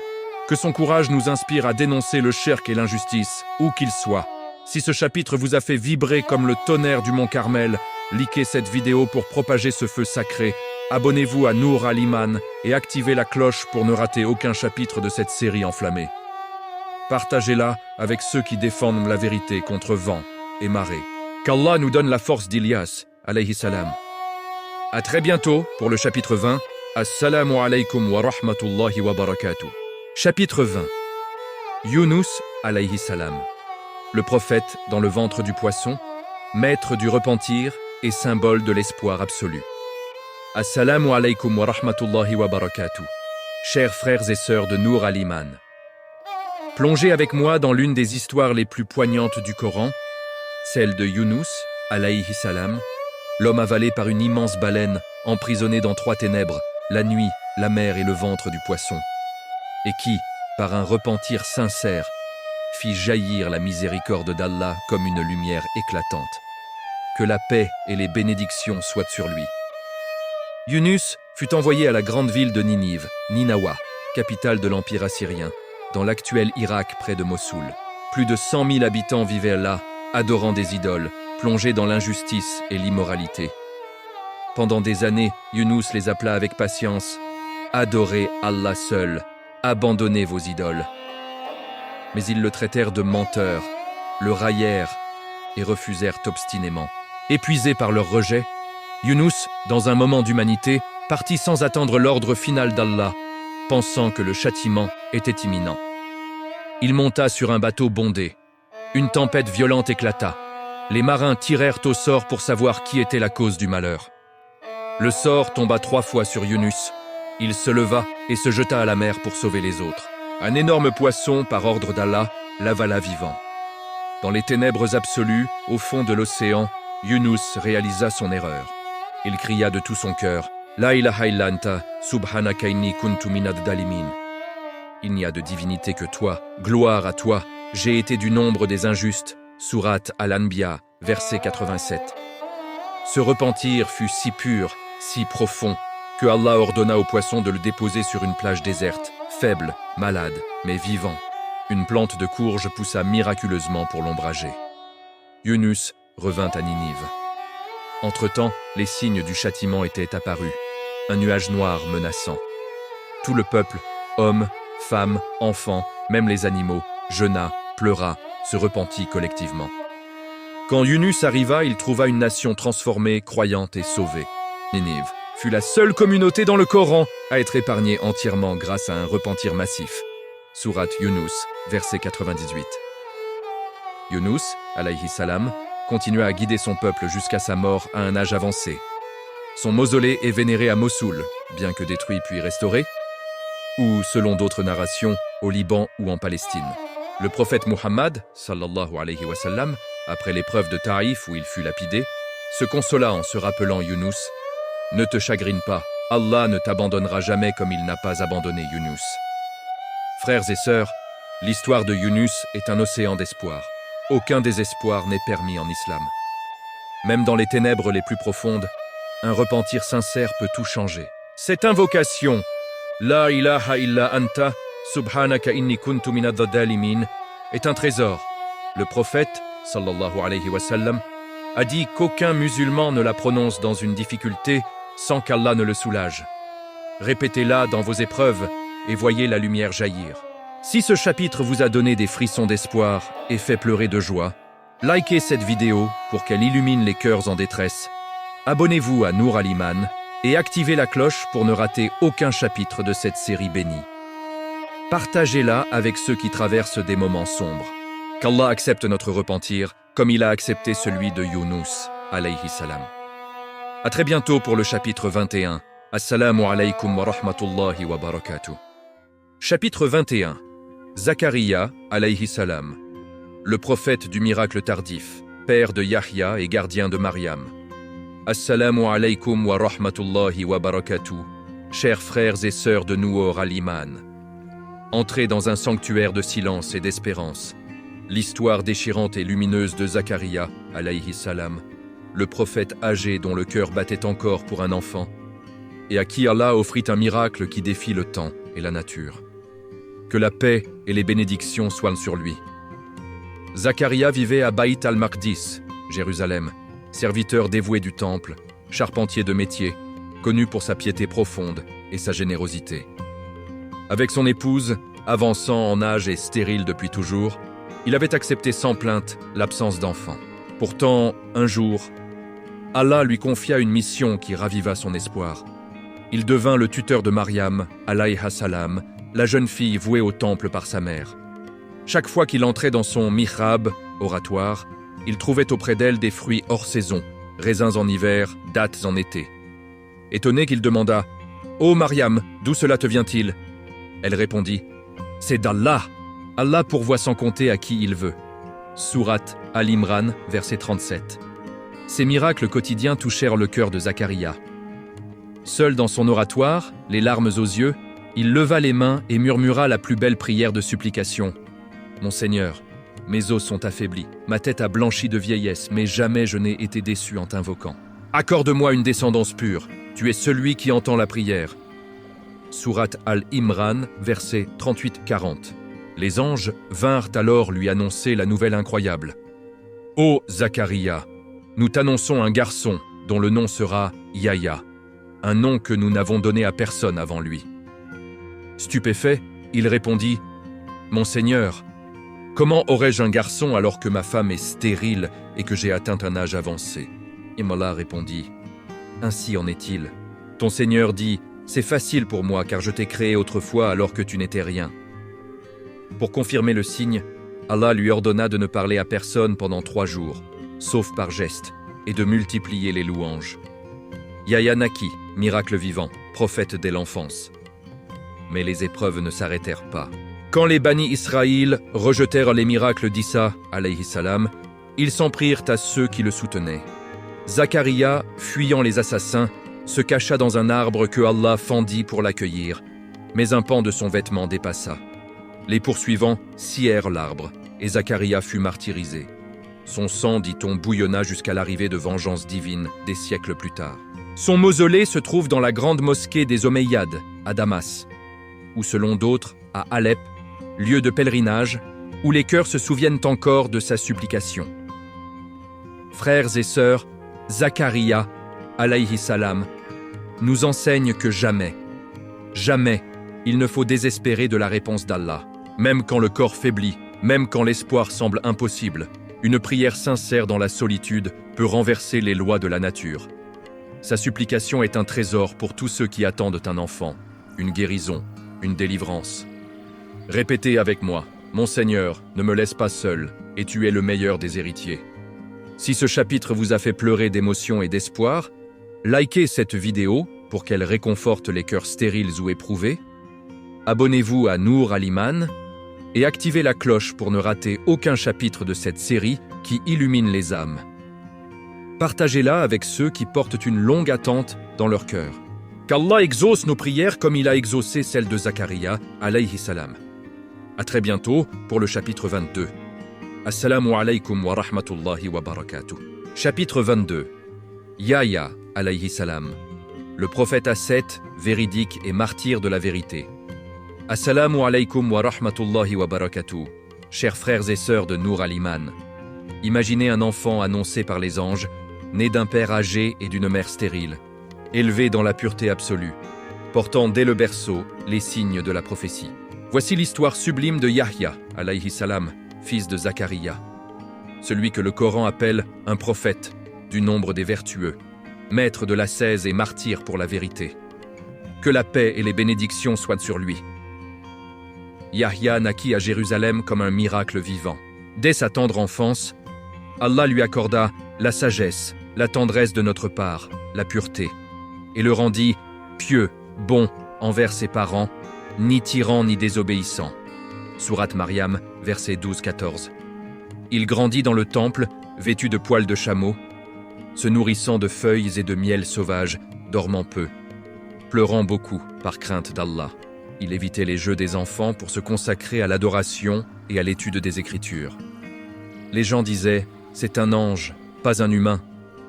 Prophète jeune, il appela les Bani Israël à la repentance sincère, au baptême purificateur dans le Jourdain et à la préparation pour le Messie à venir, Isa alayhi salam. Il prêchait avec une fermeté douce. Ô enfants d'Israël, adorez Allah, purifiez vos cœurs, revenez à la loi. Sa voix résonnait dans les vallées de Palestine, de Jérusalem à Damas, sous l'occupation romaine. Parmi ces miracles, une pierre parla pour témoigner de sa prophétie, les étoiles furent visibles en plein jour lors de sa naissance, et les animaux sauvages s'approchèrent de lui sans peur, mais son destin fut scellé par son courage face au pouvoir. Le roi Hérode, gouverneur romain, voulut épouser la fille de sa propre femme, un mariage interdit par la Torah. Yahya, alayhi salam, sans crainte, le dénonça publiquement. Il ne t'est pas permis de l'épouser. Furieuse, la femme demanda à sa fille, Salomé, de réclamer la tête de Yahya en échange d'une danse. Hérode, lié par son serment, ordonna l'exécution. Yahya fut décapité en prison à l'âge de 34 ans. Selon les narrations, son sang bouillonna sur le sol, jusqu'à ce qu'Allah envoie une vengeance des siècles plus tard. Son mausolée se trouve dans la grande mosquée des Omeyyades, à Damas, où sa tête bénie est conservée, lieu de recueillement pour des millions de croyants. Frères et sœurs, Yahya, alayhi salam, est le modèle de l'ascète véridique qui préfère la vérité à la vie. Il nous enseigne que dire le bien et interdire le mal, même au prix du sang, est la plus haute des adorations. Son sacrifice rappelle que les tyrans finissent toujours par tomber, tandis que les martyrs brillent éternellement. Que son courage nous arme quand il faut défendre la justice, même seul contre tous.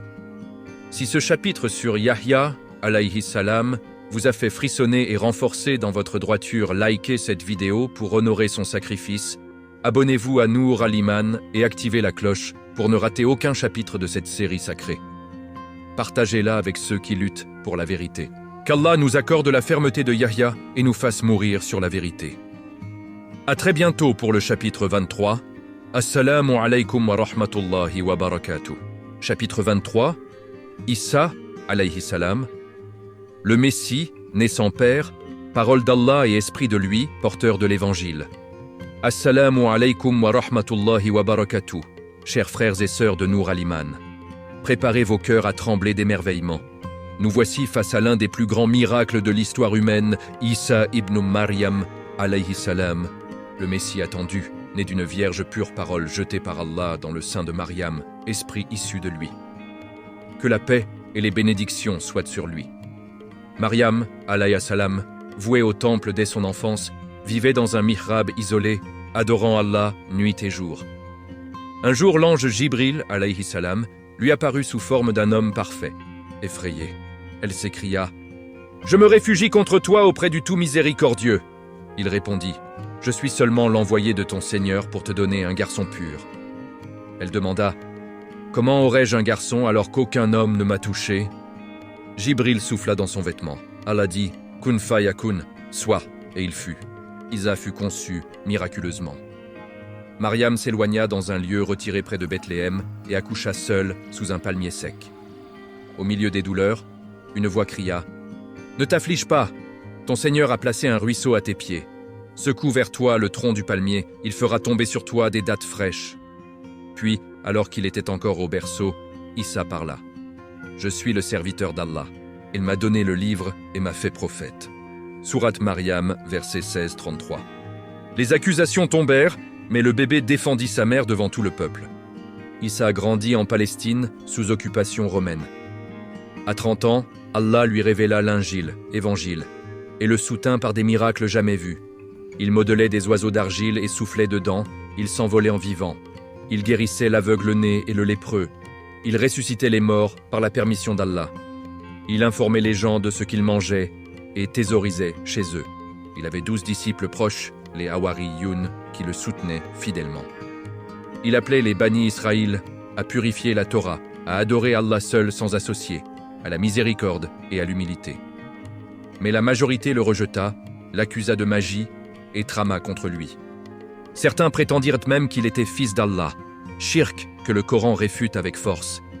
Allah est bien au-dessus d'avoir un enfant. Quand il décide une chose, il dit seulement « Sois » et elle est. Sourate Maryam, verset 35. ils le livrèrent aux Romains pour le crucifier. Mais Allah ne permit pas qu'ils réussissent. Ils ne l'ont ni tué, ni crucifié. Cela leur est seulement apparu ainsi. Sourate An-Nisa, verset 157. Allah l'éleva vivant vers lui, corps et âme, au ciel. Un traître fut métamorphosé à son image et crucifié à sa place. Isa, alayhi salam, reviendra à la fin des temps. Il descendra près de Damas, tuera l'antéchrist, Dajjal, brisera la croix, abolira la jizya, unifiera l'humanité sous l'islam pur et priera derrière l'imam Mahdi. Puis il vivra, se mariera, aura des enfants et mourra naturellement. Son retour sera le signe de l'heure proche. Frères et sœurs, Isa est pour nous un immense honneur, un prophète Ulu al-Azm, aimé d'Allah mais serviteur et non divin. Son histoire nous rappelle que les miracles les plus grands confirment le tawhid, jamais le contraire. Que son retour nous trouve parmi ceux qui l'accueilleront avec joie. Si ce chapitre sur le Messie, alayhi salam, vous a fait vibrer d'émotion et d'attente, likez cette vidéo pour qu'elle porte ce message clair à des millions. Abonnez-vous à Nour Al-Iman et activez la cloche pour ne rater aucun chapitre de cette série exceptionnelle. Partagez-la avec vos frères chrétiens ou ceux qui cherchent la vérité sur Issa. Qu'Allah nous fasse témoins du retour glorieux de Issa, alayhi salam. À très bientôt pour le dernier chapitre. Assalamu alaykum wa rahmatullahi wa barakatuh. Chapitre 24. Muhammad, sallallahu alayhi wa sallam. Le sceau des prophètes, miséricorde pour les mondes et lumière finale de l'humanité. Assalamu alaykum wa rahmatullahi wa barakatuh. Chers frères et sœurs de Nour Al-Iman. Nous voici au terme de ce voyage extraordinaire à travers les 25 prophètes cités dans le Coran. Et nous terminons par le plus grand d'entre eux, le meilleur de la création. La miséricorde envoyée à l'humanité entière. Notre bien-aimé prophète Muhammad, sallallahu alayhi wa sallam. Que les prières et les salutations d'Allah soient sur lui, sur sa famille et ses compagnons jusqu'au jour du jugement. Né en 570 à la Mecque, orphelin de père avant sa naissance et de mère à 6 ans, élevé par son grand-père puis son oncle Abu Talib, il grandit pur, honnête, loin des idoles. Les Mécois l'appelaient As-Sadiq al-Amin, le véridique, le fidèle. À 25 ans, il épousa Khadija, radiyallahu anha, femme noble qui crut en lui la première. À 40 ans, dans la grotte de Hira, Jibril alayhi salam descendit.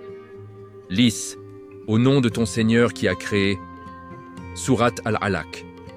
Ce fut le début de la révélation. Les premiers croyants, Khadija, Abu Bakr, Ali, Zaïd, puis vint la persécution.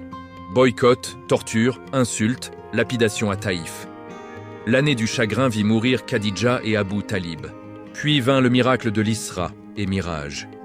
En une nuit, de la Mecque à Jérusalem, puis ascension aux 7 cieux où il rencontra les prophètes, reçut la prière et vit les merveilles divines. À 53 ans, l'hégire vers Médine, début du calendrier musulman. Là, il fonda la première communauté unie, signa des traités, enseigna le Coran et la Sunna. Bataille de Badr, Uhud, le fossé. Victoire finale, conquête pacifique de la Mecque en 630.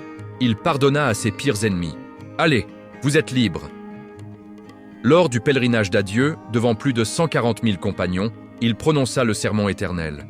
Fin des vendettas tribales, droit des femmes, égalité des croyants, attachement au Coran et à la Sunna. Allah révéla. Aujourd'hui, j'ai parachevé pour vous votre religion. Sourate Al-Maïda, verset 3. En 632, à 63 ans, il quitta ce monde dans la chambre de Aïcha, radiyallahu anha, la tête posée sur sa poitrine. Son corps pur repose à Médine, dans la mosquée du prophète, sous le dôme vert, son plus grand miracle. Le Coran, parole d'Allah inimitable, défi lancé à l'humanité, apporter une sourate pareille. Personne n'y est parvenu et personne n'y parviendra jamais. Il était illettré, pourtant il apporta un livre parfait qui guide des milliards d'âmes.